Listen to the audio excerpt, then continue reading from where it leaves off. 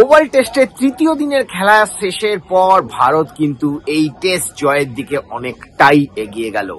যদিও এখনো ইংল্যান্ডে 324 রান জিততে, এই ম্যাচ জিততে বাকি, তাদের হাতে 9টা উইকেট আছে। ক্রিস ওকস যদি ব্যাটিং না করেন তাহলে হয়তো 8টা উইকেট। এরকম পরিস্থিতি থেকে ইংল্যান্ড যদিও এর আগেও ম্যাচ বার করেছে, যেটা আমরা দেড় মাস আগে লিডস দেখলাম বা 2022-এ বার্মিংহামে দেখেছিলাম, কিন্তু এই ওভাল টেস্টের কথায় যদি আমি বলি, স্পেশালি যদি এই 22 ইয়ার্ডসের আমার পেছনে যেটা এখন ঢাকা আছে আন্ডার কাভার, সেই পিচে কিন্তু 324 রান চেজ করাটা একটা ডিফিকাল্ট প্রসপেক্ট হবে।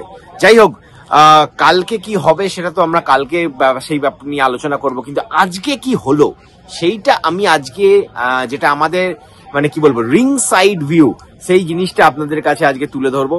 প্রথমেই ওই অনবদ্য পার্টনারশিপ, যেখানে হিরো অবভিয়াসলি আকাশদীপ বা যশস্বীর ওই পার্টনারশিপটা সকালবেলা একদম ইংল্যান্ডকে ব্যাকফুটে ফেলে দিল।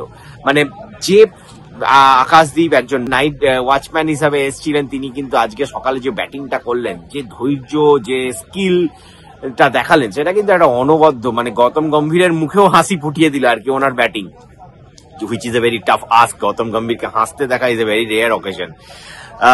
আকাশদীপ আমার মনে হয় ওই যে 66টা রান তিনি অ্যাড করলেন, ইটস এ পিওর বোনাস। আর এটা কিন্তু একটা প্রধান রিজন আজ ভারতের লিডটা, যেখানে আমরা কালকে বলছিলাম হয়তো আইডিয়াল লিড 350 হবে, সেখান থেকে কিন্তু টার্গেটটা ইংল্যান্ডের জন্য 374, আর এখনো 324 রান, 50 রান তারা আজকে করেছে, একটা উইকেট হারিয়েছে।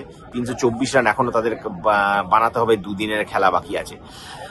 আকাশদীপের সাথে অবশ্যই কথা বলতে হবে যশস্বী জয়সওয়ালের। যশস্বী জয়সওয়াল প্রথম টেস্টে সেঞ্চুরি করেছিলেন, আবার এখানে এসে সেঞ্চুরি, নিজের লাস্ট ইনিংস, এই ট্যুরের লাস্ট ইনিংসে এসে একটা অনবদ্য ইনিংস খেললেন, সেঞ্চুরি করলেন তিনি। যদি অবভিয়াসলি চান্স, তিনি হি ওয়াজ লাকি, মানে তার ক্যাচ পড়েছে, কিন্তু সেইটাকে তার মানে সেই সুযোগের সদ্ব্যবহারটা তিনি করে দেখালেন। এবং কালকে আমরা যেটা বলছিলাম যে you have to take the bowling attack on, you have to play, you have to go after the bowling, সেটাই কিন্তু আমরা যশস্বীর দিকে ব্যাটিং এ দেখলাম। আজকে আপনারা যদি দেখে থাকবেন তার পিচ ম্যাপটা কিন্তু পেছনে অনেক শট খেলেছেন, ডেলিভারেটলি খেলেছেন, ইউজ করেছেন বলটাকে, বলের মানে আপার কাট খেলেছেন। তো যশস্বীর ব্যাটিং দেখে কিন্তু মানে যেই থিওরিটা আমরা হয়তো ভেবেছিলাম যে এই থিওরিতেই উনি ব্যাট করবেন, সেটাই কিন্তু আজকে আমরা দেখলাম। এবং তার সাথে আমাদের ওয়াশিংটন সুন্দরের ওই ফিনিশিং পাঞ্চ, ওই ইনিংসটাও কিন্তু, যে লিডটা একসময় মনে হচ্ছে 340 350 হার্ডলি যাবে, সেটাকে 374-এ নিয়ে গেল। সেই একটা সাইকোলজিক্যাল এজও ওয়াশিংটন সুন্দর নিজের ব্যাটিং দিয়ে দিলেন। দেখুন এবার কালকে কি হবে অনেকটাই নির্ভর করবে কিন্তু পিচের ওপর, অনেকটা নির্ভর করবে ওভারহেড কন্ডিশনের ওপর। ওভারহেড কন্ডিশনের দিকে যদি আমি তাকাই, তাহলে হয়তো কালকে ক্লাউডি ওয়েদার থাকবে, বৃষ্টির সম্ভাবনা নেই, কিন্তু ওয়েদার ক্লাউডি থাকবে, যেটা ভারতীয় বোলিংকে যথেষ্ট আমার মনে হয় হেল্প করবে।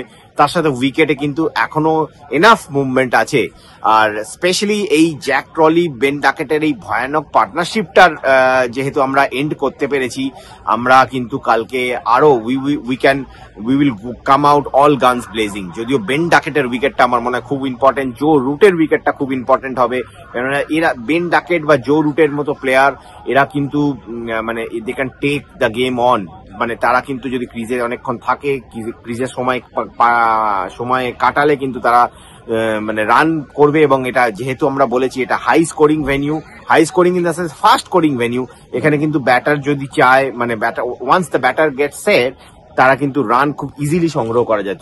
কখন লিডটা মানে টার্গেটটা 324 আর রান বাকি, সেটা কখন কমে যে 224 হয়ে যাবে এটা বোঝা যাবে না। তা সুতরাং we have to take wickets. উইকেটের দিকে অবশ্যই আমাদের কালকে দেখবেন, আজকে যেমন আমরা ইংল্যান্ড ইনিংসের প্রথম থেকেই দেখলাম ইন অ্যান্ড আউট ফিল্ড, যে কাভার ড্রাইভ, ওখানে কাভার ড্রাইভে যদি খেলে তাহলে একটাই 1 রান পাওয়া যাবে, মানে ডিপে ফিল্ডার প্রথম থেকেই দেখলাম। তো ভারত একটা ইন অ্যান্ড আউট স্ট্র্যাটেজি নিয়ে নেমেছে, যেটা আজকে আমরা দেখতে পেলাম, কালকেও সিমিলার স্ট্র্যাটেজি থাকবে। কালকে সকালে হেভি রোলার উইকেটের ওপর একটু, সেটার একটা প্রভাব আমরা এই through out this test match দেখেছি। যখনই উইকেটটার ওপর রোল হচ্ছে, উইকেটটা কিন্তু ব্যাটিং এর জন্য একটু ইজি হয়ে যাচ্ছে। দুটো আমরা প্রথম দ্বিতীয় দিন এবং তৃতীয় দিন দুটো ইনিংসেই দুটো দিনই দেখলাম প্রথম সেশনে ব্যাট করাটা কিন্তু কম্প্যারেটিভলি ইজি, কেন রোলিং এর এফেক্টটা থাকছে। তারপর রোলিং এর এফেক্টটা যখন চলে যাচ্ছে তখন কিন্তু the ball starts to do that their trick. So ভারতকে কিন্তু সেইভাবেই নিজেদের স্ট্র্যাটেজি সাজাতে হবে। প্রথম সেশনে হয়তো আমরা চাইবো যে বেশি রান যাতে আমরা লিক না করি, তারপরে যখন রোলারের এফেক্টটা চলে যাবে তখন আমরা কিন্তু we can attack the stamps. এখনো পর্যন্ত আমার মনে হয় এটাই হওয়া উচিত ভারতীয় দলের স্ট্র্যাটেজি। আর অবশ্যই কালকে আমরা চাইবো ভারত এই ম্যাচটা জিতুক, সিরিজটা এখানে 2-2 শেষ করুক। আর এই ইয়াং দলের পক্ষে, যে দলকে কেউ ট্যুরের শুরুতে কেউ কোনো চান্সই দেয়নি, তারা যদি এই সিরিজটায় 2-2 করতে পারে আমার মনে হয় এটা খুব বড় অ্যাচিভমেন্ট হবে। রেস স্পোর্টসের জন্য কেনিংটন ওভাল থেকে আমি সন্দীপন ব্যানার্জি।